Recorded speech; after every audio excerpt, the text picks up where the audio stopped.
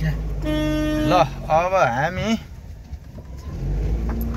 इटा खोला बजार भरेर पानीले कुटेर ढुट्टो पारो अब घरतिर हिँड्यौँ।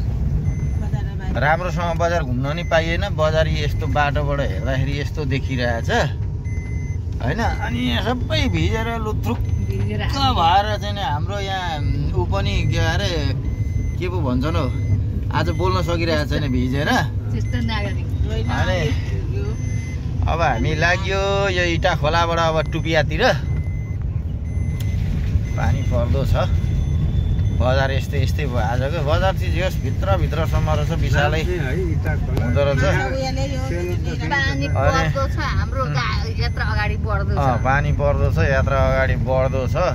पानी परे पनि मान्छे त निकै हो बजारभित्र त। त्यहाँबाट हेर्दा चाहिँ खासै चाहिँ देखिएको छैन कि, तै पनि निकै छ भित्र त। हामी नि पाँचजना थियौँ अरे। यस्तो हो यो सफारीलाई। यहाँ चाहिँ टमटम भन्दा रहेछन्, हाम्रोतिर सफारी भन्ने। यो यहाँ पनि नेपाल जत्तिकै नै रहेछ यो चाहिँ, यसैको रहेछ यहाँ गजगज पुरा। अर्को आउँदैछ यताबाट यहाँ सोफारी।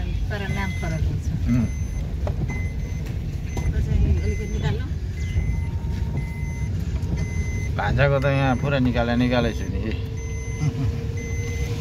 भान्जा मेरो छेउकै छन्, के निकाल्नु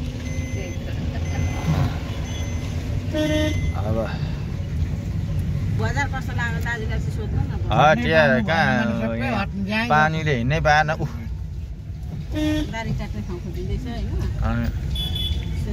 दारी काट्ने भरे म पिचबेर ल्याउँछु कि। अहिले यहाँ बसेर रुममा खाँदा नि 1.5-2 बज्छ लाइन लागिरहेका हुन्छन् कि। फेरि बजार हो आज, किनभने केही गरेकै छैन घरमा, केही गर्न सके। भरे आउँला न, बिजुली पनि हान्दैछ, बिल चम्किँदैछ।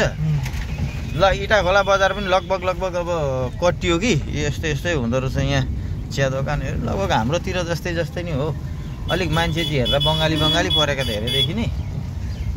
अनि ल हाम्रो अब यो बजार गरिसकेर लाग्यो घरतिर।